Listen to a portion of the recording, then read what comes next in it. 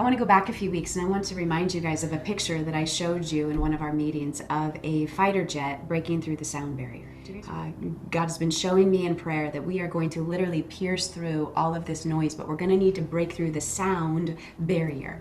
People's words, the things that are being said. You guys, well, I've asked Christian to share tonight a word that he heard. So I'm in prayer, and I'm seeing this fighter jet breaking through the sound barrier. Over and over again as we're interceding. It was a really intense prayer meeting. And I had recently, just this past week, watched an interview with a fighter pilot who was talking about what it's like to break through the sound barrier. You've got the throttle where it needs to be for you to know it's going to break through. And you've watched the altitude meter go up higher and higher and higher, and how in fighter jets it's 0.8 Mach, 0.9 Mach, 0.95 Mach, 0.99 Mach. Mach 1 is the speed of sound. And he said what's really interesting as a fighter pilot is once you've set the throttle, you've watched it go up, the plane, there's a pause at Mach 9.9.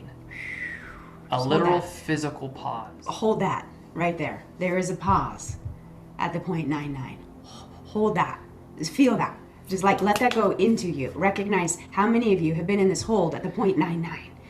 You've been in this hold at the point, and this is where you want to quit. Feel this with this word. Mm-hmm.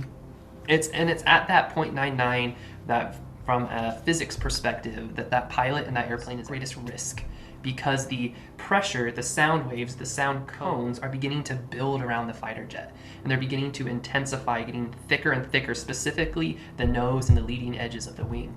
And if you're not careful, your plane can begin to vibrate and shake at that point, and they've lost jets that way. Okay, pause.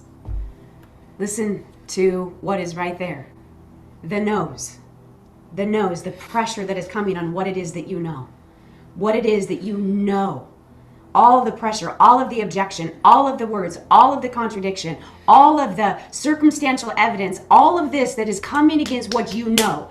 You going into that realm. This is where the pilot is at the greatest risk. This is where everything begins to shake the absolute most. This is where there's no more movement for that throttle. You are in position. All you got to do is just hold it. But this is where your wings begin to question or begin to be tested as to whether you're going to make it all the way through it. Like this is where it's at. This is where we have been. This is where we are in this moment. And he said nothing changes. You wait and you anticipate the delay because that's normal. And it kicks over by itself, and you see the Mach 1 show up. And he said it's really interesting. As soon as you kick over, everything goes quiet. The normally loud cockpit of a fighter jet all of a sudden goes quiet, except for the vibrations of the material around you, because literally all of the noise is now behind you. Oh, do you hear that? Did you hear that?